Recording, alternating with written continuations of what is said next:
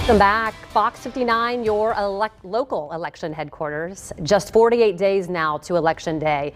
Today we're talking about the race for Indiana governor. Last week there was a new poll by Indy Politics Change Research showing tightening numbers, with Governor Eric Holcomb leading his Democrat challenger Woody Myers by just 6 points. Now Holcomb's campaign says their internal polling shows the governor actually leading by as many as 40 points. This morning we are talking live with both campaigns, starting with Governor Holcomb's campaign manager, who is also the Indiana GOP chair, Kyle Hupfer. Kyle, good morning to you.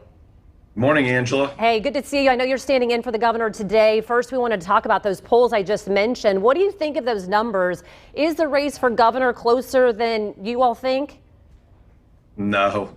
I told Abdul that he should ask for his money back on that poll. It was done online, which is always suspect. We've seen 5 or 6 internal polls over the last 6 months, and we've seen dozens of other polls across the state, either in legislative districts, and there's nothing that looks like Abdul's poll. The governor's got a substantial lead in this race, but we're not taking our foot off the gas. We'll be campaigning hard for the next 48 days, sharing with Hoosiers the records that this administration under Governor Holcomb and Republican leaders in the legislature have set, and will set again as we're coming out of COVID. Yeah, let's talk about the economy, because it is said to be, at least nationally, and I would think here locally too, the most important factor for people who are voting this year. What would you say the governor has done to deserve Hoosiers to vote for him again if they did before? Well, we're really coming off of 4 years of record levels of job creation. We're over 100,000 new jobs created in the state, record levels of wages over $28 an hour, the kind of jobs that Hoosiers deserve and need.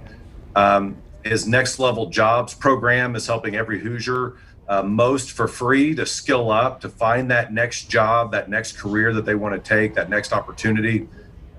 So the performance of the governor in creating jobs and getting this economy to where it was prior to COVID is really exemplar. We are better than almost any state going into COVID. A $2 billion surplus, balanced budget amendment, record levels of low unemployment. And by the way, we're getting back to those levels. New numbers will come out this week, but we have the last numbers were 7.4% unemployment across the state, and I think we'll be even lower when we get the August numbers. Dr. Myers has criticized the governor's handling of COVID-19 for one, especially what he has called a downplaying of COVID-19 deaths in long-term facilities.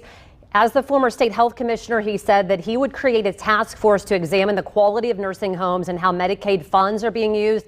That has been in a lot of Indy Star articles, a lot of criticism there. How do you defend the governor's record? Well, obviously, Dr. Myers hasn't been paying attention during the COVID crisis, because they've had task force in the nursing homes for months.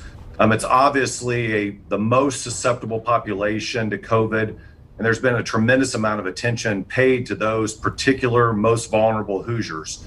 I think when you look at the governor's performance, and listen, Hoosiers have got to see it firsthand, first daily and now weekly in press conferences. Again, few states are performing as well as Indiana. The mask mandate, while all of us don't like to wear masks, it's not very comfortable. It's definitely different. Mask mandate's working. You've had a number of days here where we've been under 5% positivity rates. Our R-naught factor, which is kind of the transferability, is one of the top few states in the country where we're under a 1. So transferability is low. So we have definitely slowed that community spread. And again, Indiana is faring better than almost any other state, both economically and on the healthcare side of this crisis.